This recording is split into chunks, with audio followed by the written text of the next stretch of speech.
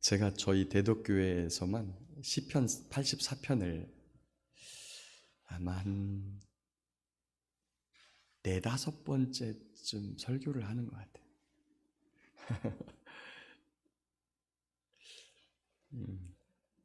시편 속에 진주라고 하는 별명을 가지고 있는 시편 84편은 사실은 그렇게 화려한 어구가 담겨 있진 않아요.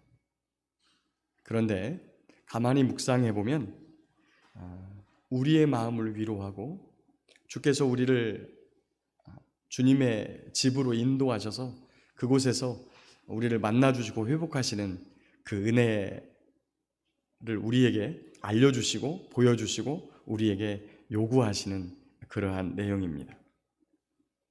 오늘 설교의 제목을 주의 집에 사는 자의 복이라고 하는 제목을 잡았습니다. 코로나로 아이들이 학교를 못 가니까 그렇게 학교 가기 싫다고 했던 아이들이 학교 가고 싶다는 이야기를 해요. 드디어 오늘 고3이 개학을 했습니다.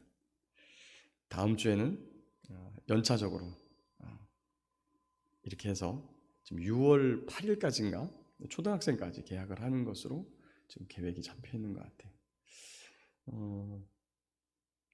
하나님께 기도하고 주께 아뢰기는 이번 개학 이후에 학교에서 전염병이 발생하지 않아서 우리 아이들이 안심하고 학교에 가고 또 그 여파가 국가 전체적으로 세계 전체적으로 흘러나가 이제 마스크를 벗고 예배하고 또 생활하는 그날이 하루속히 오기를 간절히 바라고 소망합니다.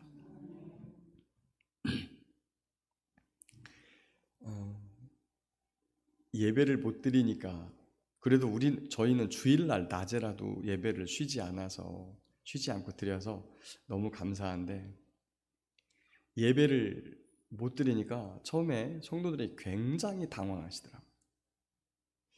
일상이 깨져버려요. 그러니까 성도들이 주님을 주일날 되면 예배당에 가서 주님을 마음껏 찬양하고 기도하고 이렇게 했던 것이 우리의 일상인데 그리고 또 기쁜 마음으로 봉사하고 성도들과 함께 애찬을 나누며 또 서로 사랑하는 사랑의 대화가 오고 가고 이 사랑의 교제가 싹텄던 그 삶이 딱 깨지니까 삶의 전체적인 균형 자체가 무너져 버리는 그러한 모습들을 볼 수 있었어요. 근데 이게 시간이 한 달, 두 달, 세 달, 지금 2, 3, 4, 5 저희는 3, 4, 5 이렇게 지금 석 달째인데 2월 달부터 이 사태가 벌어졌거든요. 그래서 이제 지금 벌써 3, 4, 5 석 달이 넘어간 교회가 있어요. 이런 사태들이. 그런데 두 달이 넘어가기 시작하는 시점부터 처음에는 화면을 보고 예배하는 것이 되게 부자연스럽고 그 다음에 어색하고 빨리 교회 가서 성도들을 만나보고 싶고 막 이런 마음이 있다가 두 달이 넘어서 세 달째 지나가기 시작하니까 이게 익숙해지기 시작하는 거예요. 그리고 거기에 적응해서 조금씩 아무리 그래도 예배당에 나와서 예배를 하는 것과 기도를 하는 것과 집에서 하는 것은 차이가 있거든요. 분명히 차이가 있어요. 우리의 자세에서도 차이가 있어요. 아무리 온라인으로 예배를 드리는 성도님들 성경과 찬송을 딱 준비하고 정결한 마음으로 예배 준비를 잘해 주십시오라고 말을 해도 이게 우리의 주의를 산만하게 만들고 분산시키게 만드는 요소들 때문에 이게 자세가 달라지는 것들이 사실이에요. 그리고 또 주일날 한번 교회 안 가면 굉장히 그동안에 목사님께 미안하기도 하고 나를 기다리고 계시는 구역장님, 권사님 이런 분들에게 좀 죄송한 마음도 가지고 또 내 마음도 왠지 내가 하나님을 보러 간 것 같지 않아서 마음이 불편했는데 이게 시간이 지나가면서 점점 이런 마음들이 사라져요. 그냥 뭐 유튜브로 보면 11시 뭐 돼서 그냥 예배 하고서 예배 드리면 되지 뭐. 예배 드리다가 뭐 옆에 좀 코도 좀 근질근질하면 옆에 휴지 빼가지고 팡 불고, 뭐 화장실 마려우면 놓고 급히 갔다 오기도 하고, 목 마려우면 가서 물도 마시고. 그런 것이 잘못됐다는 건 아니지만 우리의 자세가, 예배에 임하는 우리의 자세가 조금씩 흩어지고 있다는 겁니다.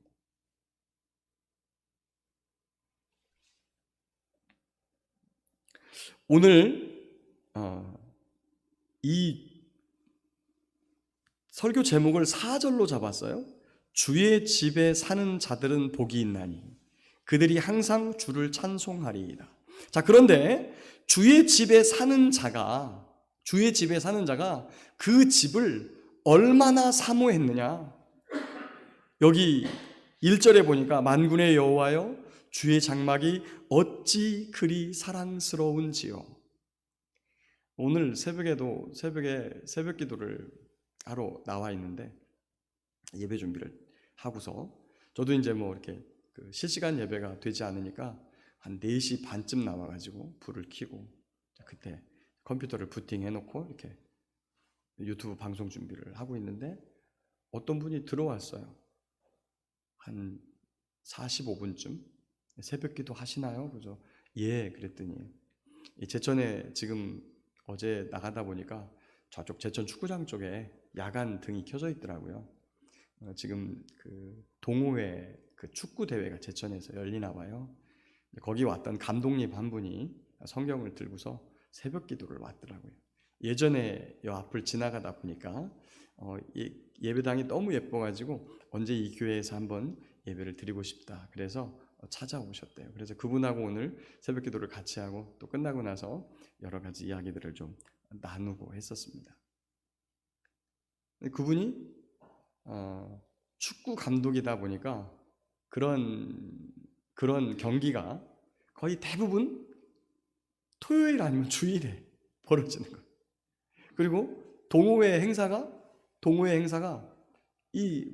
거의 대부분 주일날 오전 9시나 10시쯤 모여가지고 축구 막 뛰고 그 다음에 같이 밥 먹고 이러고 헤어지는 게 이게 그분들의 일상이에요.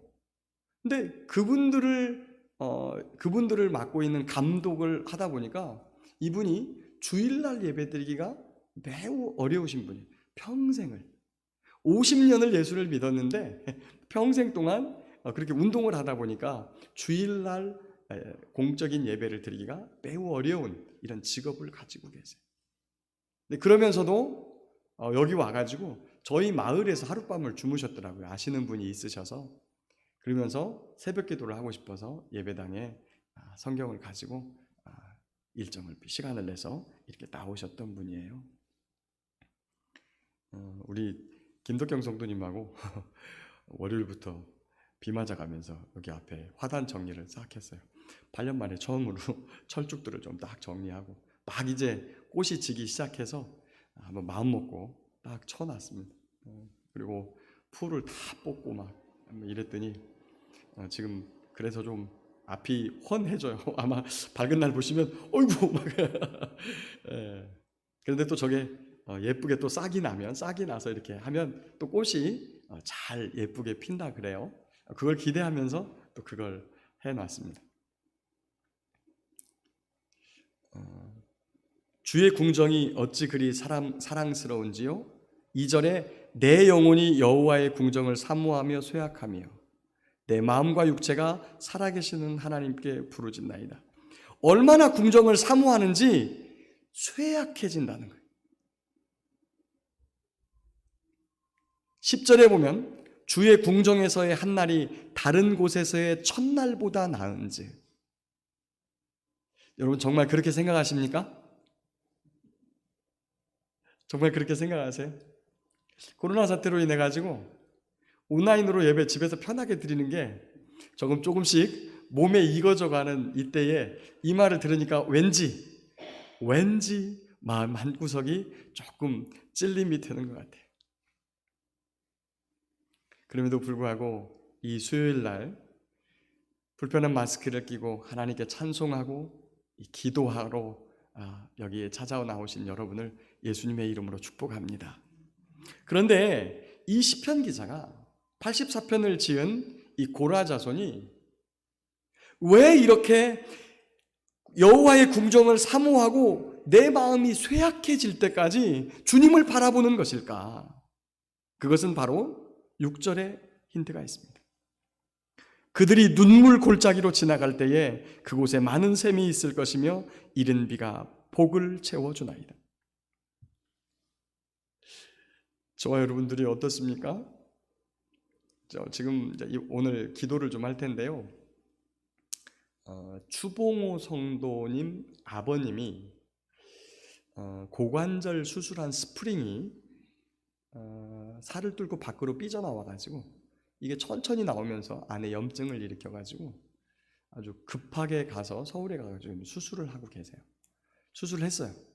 수술하셨는데 어제 수술하셨는데 그 진료 과정에서 이 혈관에 동맥경화가 한 60% 정도 이미 진행이 됐대요. 이 혈전이 지금 떨어져 가지고 이 몸속에 돌아다녀서 어디 가서 딱 막으면, 그래도 지금 벌써 말을 좀 못하시고 막 이래 가지고 확인해 보니까 뇌경색이 벌써 오셨어요. 이런 상태고, 이게 떨어져서 심장에 가서 막히면 심근경색으로, 여기 뇌에 가서 막히면 이런 걸로, 그 다음에 다른 부위에 가가지고 막으면 그 부위가 그냥 기능이 멈춰버리는 뭐 이런 상태가 지금 되셨어요. 그런데 병원에서 대학병원급으로 이제 옮겨서 치료를 받아야 되는데 대학병원에서 환자를 안 받으려 그래요. 전화로 문의하면 오지 말라 그런데 지금 그러고 계세요. 박옥생 권사님 남편 되시는 이영일 부형님께서 몸이 좀 안 좋으셔서 제천에 진료 갔더니 큰 병원으로 가보라 그래서 원주 기독병원 갔더니 신장 한쪽에 7cm짜리 혹이 발견됐어요. 내일 아침 8시 첫 수술로 들어갑니다. 지금 강남 성모병원 가 계세요. 아마 조직 검사를 해야 될 텐데 되면 아마도 종양이 바른 게 분별되겠죠. 내일 아침에 제가 여러분께 오늘도 기도하고 또 내일 아침에도 제가 여러분께 문자를 드릴 테니까 문자를 따라서 기도해 주시기를 부탁드립니다.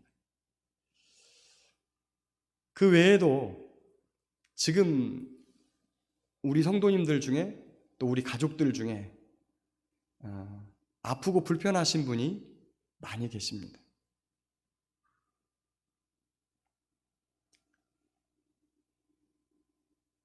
우리의 삶 가운데에서 우리가 미처 예측하지 못한 급격한 고난과 아픔, 또 환난과 박해, 질병과 고통이 찾아오면 하나님 앞에 나오죠. 믿음을 가진 사람들은 특별히 하나님을 찾습니다. 다른 때는 사실 그렇게 마음이 절박하지 않아요. 심지어 이런 코로나 사태가 왔어도 정작 우리 가족들 괜찮고 뭐 여기 제천 지역에 확진자 나지 않으니까 그렇게 마음이 좀 답답하긴 해도 그렇게 별로 그렇게 급하지 않습니다. 그런데 내 가정에 일이 있어서 자녀 때문에, 남편 때문에, 아내 때문에, 부모님 때문에, 형제 때문에 눈물 뺄 일이 생기면 그 모든 열쇠를 가지고 계시는 분이 하나님이란 사실을 알기 때문에 저와 여러분들은 주께로 달려가지요. 왜 그렇게 여호와의 궁정을 사모하고 또 내 마음이 쇠약해질 때까지 우리 주님을 바라봅니까? 그것은 우리 주님이 계신 곳은 죄도 없고 눈물도 없으며 고통도 없고 질병도 없고 심지어 죽음도 없는 곳이기 때문이에요.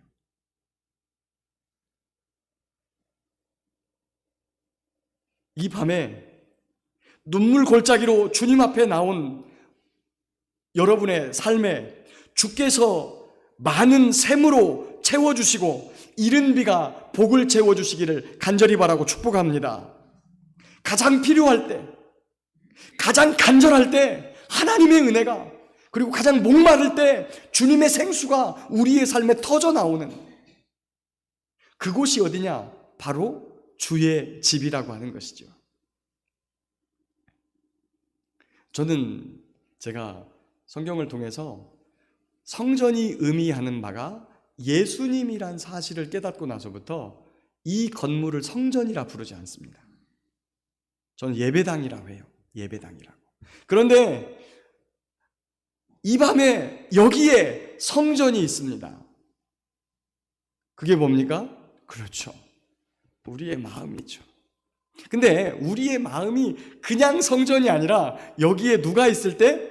주님이 계실 때, 예수님이 계실 때, 성령 하나님이 계실 때 바로 이게 성전이 되는 거예요. 그 주님과 함께 사는 자가 복이 있는 거예요. 5절에 보면 주께 힘을 얻고 그 마음에 시온의 대로가 있는 자는 복이 있나이다.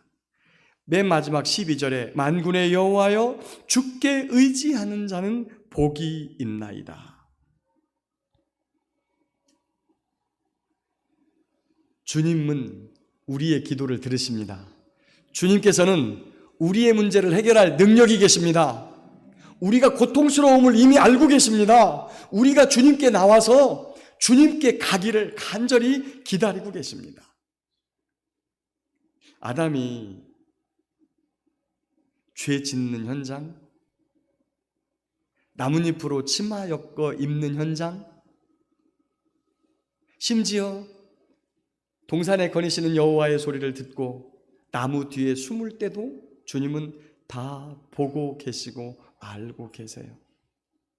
그럼에도 불구하고 아무 말씀 안 하시고 아담아 아담아 네가 어디 있느냐, 네가 어디 있느냐. 주님께서 몰라서 아담을 부르지 않았어요.